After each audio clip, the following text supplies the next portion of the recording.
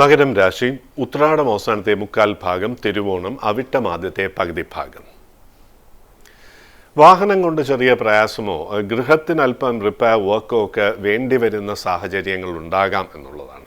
അതുകൊണ്ട് അല്പം പണം കരുതി വെച്ചിട്ടുണ്ട് എങ്കിൽ തന്നെയും അത് പല വഴിക്കായി ചിലവായി പോകുവാനുള്ള സാധ്യതയാണ് ഏറെ കാണുന്നത്.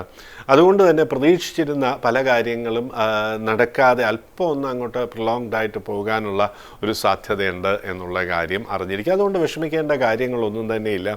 അനുകൂലമായിട്ടുള്ള കാലം വരുന്നുണ്ട് എന്നുള്ള കാര്യം അറിഞ്ഞോളൂ.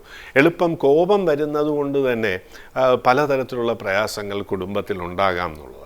അതുകൊണ്ട് കോപം നിയന്ത്രിക്കേണ്ടത് അത്യാവശ്യം. രാമരാമ ജപിക്കുന്നതുകൊണ്ട് കോപം കാര്യമായിട്ട് നിയന്ത്രിക്കുവാൻ കഴിയും. പൊതുവെ നാമങ്ങൾ ജപിക്കുക എന്നുള്ളതാണ്. കോപം വരുന്നതിന് മുമ്പ്, അതായത് പ്രതികരിക്കുന്നതിന് മുമ്പ്, കോപം ഇരട്ടിക്കുന്നത് അപ്പോഴാണല്ലോ. നമ്മൾ പ്രതികരിക്കുമ്പോൾ വീണ്ടും അവിടെ നിന്ന് പ്രതികരണം അത്ര നന്നായി കൊള്ളുന്നില്ല, അങ്ങനെ പിന്നീട് അതൊരു കലഹ സ്വഭാവത്തിലേക്ക് എത്താം. കുടുംബ ബന്ധങ്ങളിലും ഇത് വരാം എന്നുള്ളത് കൊണ്ട് കോപം നിയന്ത്രിക്കേണ്ടത് അത്യാവശ്യമാണ്. ദൈവനാമം ജപിക്കുക എന്നുള്ളതാണ് 18 പ്രാവശ്യം പ്രതികരിക്കുന്നതിന് മുമ്പ്. അപ്പോഴേക്കും പ്രതികരണം നിയന്ത്രണ വിധേയമാകുന്നതുകൊണ്ട് കുടുംബത്തിൽ സന്തോഷവും സമാധാനവും വന്നു ചേരും എന്ന് അറിയാം. പ്രത്യേകിച്ച് സാമ്പത്തികമായിട്ടുള്ള പ്രയാസങ്ങളുള്ള ഒരു കാലമായിരുന്നു കഴിഞ്ഞ ചില വർഷങ്ങളായിട്ട് എന്നുള്ളതുകൊണ്ട് സ്വഭാവത്തിൽ ചെറിയ മാറ്റങ്ങളൊക്കെ വന്നിരിക്കാം എന്നുള്ളതാണ്. അതായത് എല്ലാവരോടും അങ്ങനെ സ്നേഹമായിട്ട് പെരുമാറാനുള്ളൊരു മനസ്ഥിതിയൊന്നും വന്നിട്ടുണ്ടാവില്ല കഴിഞ്ഞ കുറച്ചു കാലമായിട്ട്. മറ്റ് പ്രയാസങ്ങൾ, ഈ സാമ്പത്തിക പ്രയാസങ്ങളായതുകൊണ്ടാണ്.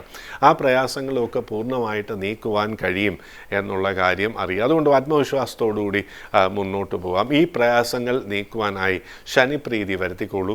ശനിയാഴ്ച മത്സ്യമാംസാദികൾ വർജിച്ച് വ്രതമെടുത്ത് ശ്രീ ധർമ്മശാസ്ത്ര ക്ഷേത്ര ദർശനം നടത്തി അവിടെ കഴിയുമെങ്കിൽ ഒരു പുഷ്പാഞ്ജലിയും കഴിപ്പിച്ചോളൂ. ഒരു മുഹൂർത്തകാലം എന്തായാലും അവിടെ നിന്ന് പ്രാർത്ഥിച്ചുകൊള്ളുക.